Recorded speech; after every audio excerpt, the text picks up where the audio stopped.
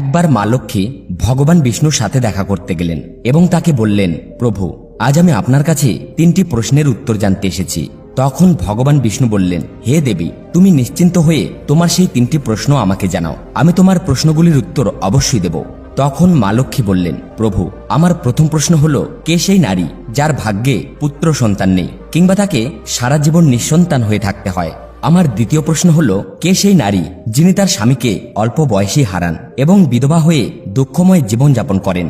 আর আমার তৃতীয় প্রশ্ন হলো, কে সেই নারী যার স্বামী থাকা সত্ত্বেও সারা জীবন দুঃখ ভোগ করে এবং কখনোই সুখের মুখ দেখে না? বন্ধুরা, ভগবান বিষ্ণু মা লক্ষ্মীর এই 3টি প্রশ্ন শুনে বললেন, হে দেবী, আমি তোমাকে একটি গল্প শোনাবো, যা শুনলে তুমি তোমার সব প্রশ্নের উত্তর পেয়ে যাবে, তবে মনোযোগ দিয়ে শুনবে। মা লক্ষ্মী বললেন, আপনি গল্প বলুন প্রভু, আমি মনোযোগ দিয়ে শুনব। কথা বলতে বলতে ভগবান বিষ্ণু বললেন, এক সময়ের কথা, একটি গ্রামে এক ধনী ব্যবসায়ী বাস করত। তার 2 ছেলে ছিল এবং 2 ছেলেরই বিয়ে হয়েছিল। সেই ধনী ব্যবসায়ী এবং তার স্ত্রী দুজনেই অত্যন্ত নিষ্ঠুর স্বভাবের ছিলেন। ব্যবসায়ীর বড় ছেলে এবং তার স্ত্রীও ছিলেন একই রকম নিষ্ঠুর, কিন্তু তার ছোট ছেলে খুবই ভালো এবং তার স্ত্রীও ছিল মিষ্টি স্বভাবের। বাড়ির সমস্ত কাজকর্ম সে একাই করত, কাপড় ধোয়া থেকে রান্না করা সবকিছুই। এত কষ্ট করার পরেও ব্যবসায়ীর স্ত্রী এবং বড় বউ মিলে সবসময় তাকে অপমান করত। ভগবান বিষ্ণু আরও বলেন, ব্যবসায়ীর বড় ছেলের একটি ছেলে ছিল আর ছোট ছেলের একটি মেয়ে। ব্যবসায়ীর স্ত্রী তার নাতনিকে নিয়ে সবসময় ছোট বউকে খোঁটা দিত। মেয়ে হওয়ায় তাকে নানা কথা শুনতে হতো। ভগবান বিষ্ণু বললেন, হে দেবী, আমি তোমাকে এখন সেই ছোট বউয়ের কাহিনী ভালো করে বুঝিয়ে বলছি, কারণ এই কাহিনী থেকেই প্রথম প্রশ্নের উত্তর পাওয়া যাবে, কোন নারীর ভাগ্যে পুত্র সন্তান নেই। সেই ছোট বউয়ের নাম ছিল রাধিকা। সে ছিল অত্যন্ত সহনশীল, সৎ এবং কর্মঠ, কিন্তু তার শাশুড়ি তার উপর প্রচন্ড অত্যাচার করত। তার উপর অত্যাচার করতে শাশুড়ির খুব আনন্দ হতো। রাধিকা সারাদিন অক্লান্ত পরিশ্রম করলেও শাশুড়ি তাতেও সন্তুষ্ট হতো না, সবসময় তাকে বকাঝকা করত। একদিন রাধিকা ঘর ঝাড়ু দিচ্ছিল, তখন শাশুড়ি তাকে অপমান করে বলল, এত বেলা হয়ে গেছে আর এখনো পর্যন্ত তুই ঝাড়ু দিতেই ব্যস্ত? আমি মন্দিরে যাচ্ছি, আর যখন ফিরবো ততক্ষণে রান্না হয়ে যেতে হবে, এসেই যেন খেয়ে নিতে পারি। এরপর সেই বেচারি ঘরের সমস্ত কাজ সেরে রান্না করতে বসে গেল। রান্না করার সময় সে মনে মনে ভাবছিল, আমি বাড়ির এত কাজ করি, তবু আমার শাশুড়ি সবসময় আমাকে বকাঝকা করেন। সে আমাকে সবসময় বিপদে ফেলে দেয়, একদিনও ভালোভাবে কথা বলে না, বাড়ির সমস্ত কাজ আমাকে দিয়েই করিয়ে নেয়। রাধিকা যখন এইসব ভাবছিল, তখনই হঠাৎ দরজায় খটখট করার শব্দ হলো। সে ভাবল, এখনো তো রান্না পুরো হয়নি, আর মনে হচ্ছে শাশুড়ি মা আজ খুব তাড়াতাড়ি মন্দির থেকে ফিরে এসেছেন। এরপর রাধিকা দরজার কাছে গিয়ে দরজা খুলল এবং দেখল দরজার বাইরে একজন সাধু মহারাজ দাঁড়িয়ে আছেন। এরপর সেই সাধু মহারাজ রাধিকাকে বললেন, মা, আমাকে কিছু খাবার দাও, আমি খুব ক্ষুধার্ত। তখন রাধিকা বলল, মহারাজ, আমি আপনাকে খাবার দিতে পারতাম, কিন্তু আমার শাশুড়ি খুব দুষ্ট প্রকৃতির, তিনি আমাকে খুব বকবেন। তিনি মন্দিরে গেছেন, এক্ষুনি ফিরবেন। তিনি যদি ফিরে এসে আপনাকে খাবার খাওয়াতে দেখেন, তাহলে তিনি আমাকে খুব মারবেন, তাই আমি আপনাকে খাবার দিতে পারছি না। তখন সেই সাধু বললেন, মা, একটু হলেও কিছু খাবার দাও, আমি সকাল থেকে কিচ্ছু খাইনি। সাধুর এই কথা শুনে রাধিকার মায়া হলো এবং সে বলল, মহারাজ, আপনি ভিতরে আসুন, আমি আপনাকে খাবার দেব। সাধু ভিতরে চলে গেলেন আর রাধিকা তাকে খাবার দিল। সাধু খাবার খাচ্ছিলেন, ঠিক তখনই হঠাৎ রাধিকার শাশুড়ি মন্দির থেকে বাড়ি ফিরে এলেন এবং সাধুকে খাবার খেতে দেখে বললেন, এটা আমার বাড়ি, কোনো খাবার হোটেল নয়, যে কেউ এসে খাবার খেয়ে যাবে। আর তুই এই সাধুকে কেন খাবার দিয়েছিস? কি মনে করেছিস খাবার বিনা পয়সায় আসে, যে কাউকে এনে খাবার খাওয়াবি? এই কথা বলে তিনি সেই সাধুকে ধাক্কা মেরে বাড়ির বাইরে বের করে দিলেন এবং তার খাবারও বাড়ির বাইরে ফেলে দিলেন। এরপর তিনি রাধিকাকে বললেন, তুই এই সাধুকে কেন খাবার দিলি? তোর কি কোনো ধারণা নেই খাবার কত দামি? এখন বাড়ির লোক কি খাবে? তখন রাধিকা ভয়ে ভয়ে বলল, সাধু খুব ক্ষুধার্ত ছিলেন, তাই আমি তাকে খাবার দিয়েছিলাম, আর আমি তাকে আমার ভাগের খাবার দিয়েছি, তাই আমি আজ খাবো না। কেন এত রাগ করছো মা? আমি আমার ভাগের খাবারই তো দিয়েছি। তার শাশুড়ি রাগে ফুঁসতে ফুঁসতে রাধিকাকে ধাক্কা মেরে বাড়ি থেকে বের করে দিলেন এবং বললেন, যা, এখন থেকে আর তোর এই বাড়িতে থাকার কোনো দরকার নেই, আর কখনো আমার বাড়িতে পা দিবি না। রাধিকা তখন দরজার সামনে বসে কাঁদতে লাগলো, কিন্তু তার শাশুড়ি দরজা খুললেন না। এরপর রাধিকা ভাবল, এখন আমাকে বাপের বাড়ি যেতে হবে, আর সে বাপের বাড়ির উদ্দেশ্যে বের হয়ে পড়ল। কিন্তু মাঝপথে একটি ঘন জঙ্গল পড়ে। রাধিকা ক্ষুধার্ত ও তৃষ্ণার্ত অবস্থায় বাপের বাড়ির দিকে যাচ্ছিল। তখনই হঠাৎ বৃষ্টি শুরু হলো।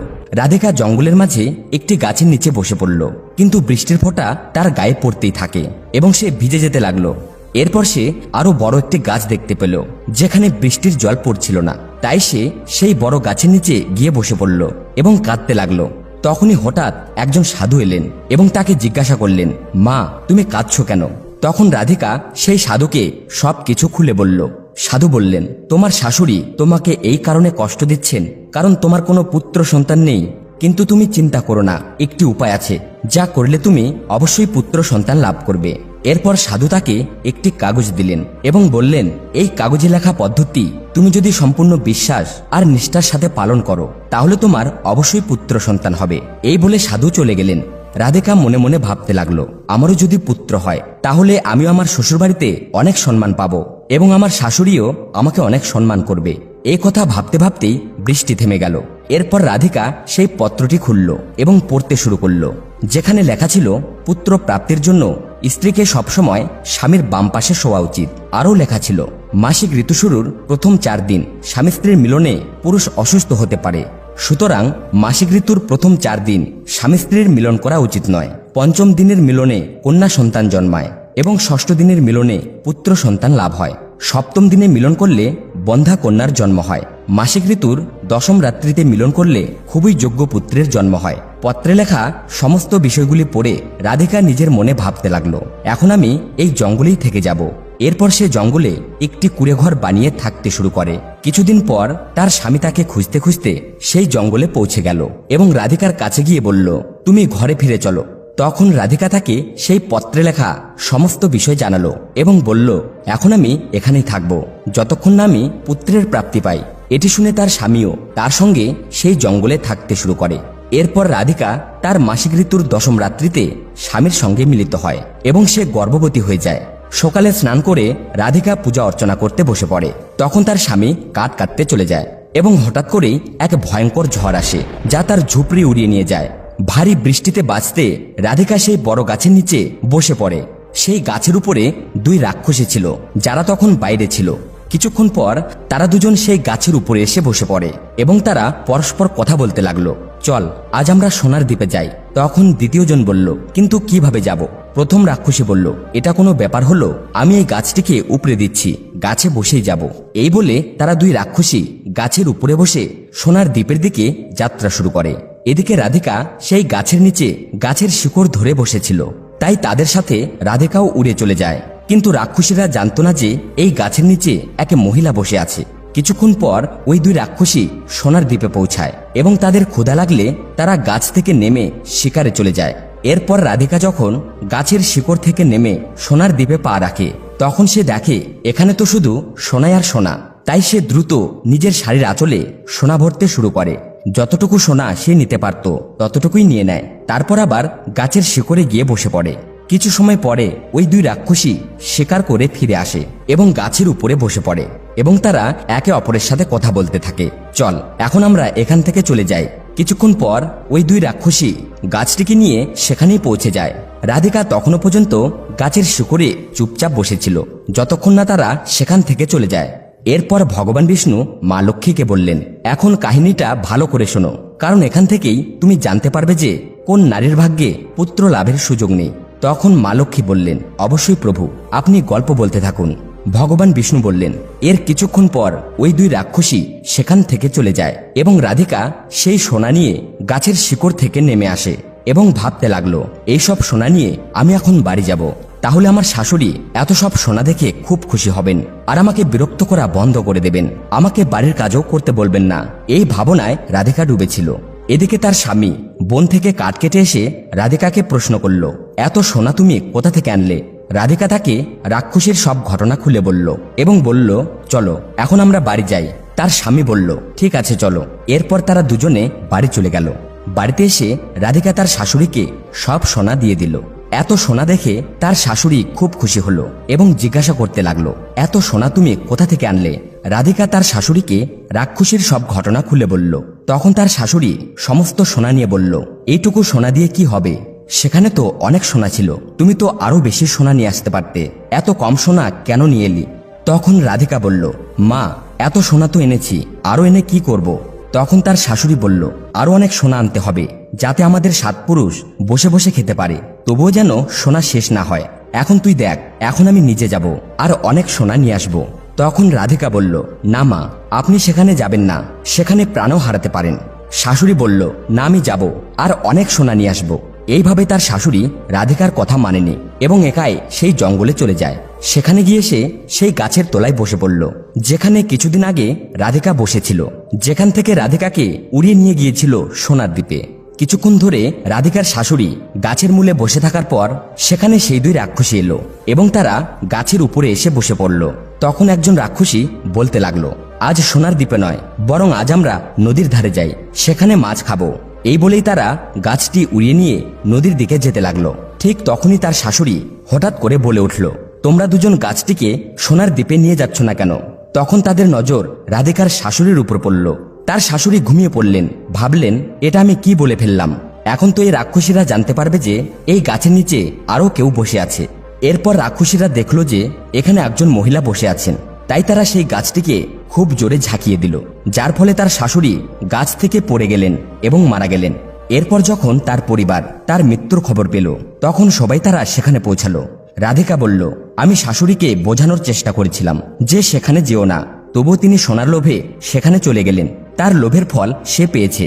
বন্ধুরা, গল্পটি আরো এগিয়ে নিয়ে যেতে গিয়ে ভগবান বিষ্ণু বললেন, এইভাবে রাধিকার শাশুড়ির মৃত্যু হয়, তাই আমাদের কখনোই লোভ করা উচিত নয়। কিছু সময় পর রাধিকার একটি পুত্র সন্তানের জন্ম হয়। পুত্র সন্তান লাভের পর রাধিকা খুব খুশি হয়ে তার বাড়িতে একটি ভোজের আয়োজন করে, যেখানে সে অনেক পণ্ডিত ও সাধু সন্তকে আমন্ত্রণ জানিয়ে খাওয়ালো। খাওয়া শেষ করে সমস্ত সাধু সন্তরা তাকে অনেক আশীর্বাদ দিলেন। অন্যদিকে ব্যবসায়ীর বড় ছেলের স্ত্রী রাধিকাকে যে সবসময় পুত্র সন্তানের জন্য উপহাস করত, তার মুখ চিরকালের জন্য বন্ধ হয়ে যায়। এরপর ভগবান বিষ্ণু দেবী লক্ষ্মীর দিকে তাকিয়ে বললেন, আমার গল্প এখানেই শেষ। তোমার প্রথম প্রশ্ন ছিল, কোন মহিলার ভাগ্যে পুত্র সন্তান নেই কিংবা তাকে সারা জীবন নিঃসন্তান হয়ে থাকতে হয়? সেই মহিলারাই নিঃসন্তান থাকে যারা সাধু সন্তের পরামর্শের বিপরীতে কাজ করে, এছাড়াও যারা নিজের স্বামীকে সম্মান করে না, সব সময় তার সাথে লড়াই ঝগড়া করে এবং স্বামীর প্রতি বিরক্ত থাকে, তাদের ভাগ্যেও পুত্র সন্তান থাকে না। তাই প্রত্যেক নারীকে তার স্বামীকে সম্মান করা এবং মর্যাদা দেওয়া উচিত। তোমার দ্বিতীয় প্রশ্ন ছিল, কোন নারী সময়ের আগেই বিধবা হয়ে যায় এবং সারা জীবন স্বামী ছাড়া কষ্টের জীবন কাটায়? এর উত্তর হলো, যে নারীরা স্বামী জীবিত থাকা সত্ত্বেও সিঁথিতে সিঁদুর দেয় না, মঙ্গলসূত্র পরে না এবং যেখানে যায় সিঁদুর ও মঙ্গলসূত্র ছাড়া যায়, যারা স্বামীর কথা শোনে না এবং অন্য পুরুষদের সাথে অনৈতিক সম্পর্ক তৈরি করে, সেই নারীরা সময়ের আগেই বিধবা হয়ে যায়।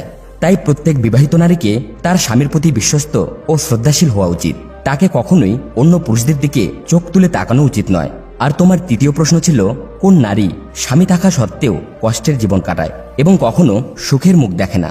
এর উত্তর হলো, সেই নারীরা যারা সকালে দেরিতে ঘুম থেকে ওঠে, সকাল 8টা বা 9টার পরে ওঠে, স্নান না করেই রান্না করে, পূজা পাঠ করে না এবং কোথাও যাওয়ার আগে স্বামীর অনুমতি নেয় না, যারা স্বামীর কথা অমান্য করে এবং তাদের উপেক্ষা করে, তাদের জীবনে কখনো সুখ শান্তি থাকে না এবং তারা সবসময় কষ্টের জীবন কাটায়। এই জন্য একজন সৎ এবং আদর্শ স্ত্রীকে তার চরিত্রে সতর্ক থাকতে হবে এবং তার দায়িত্ব পালন করতে হবে। তাকে সকালবেলায় স্নান করে পূজা পাঠ করে তারপর রান্না করতে হবে, যাতে ঘরে সুখ ও সমৃদ্ধি আসে। এর পাশাপাশি তাকে মা লক্ষ্মীর পূজা করা উচিত, যাতে দেবী লক্ষ্মী সন্তুষ্ট হন এবং ঘরে ধন সম্পদ বৃদ্ধি পায়।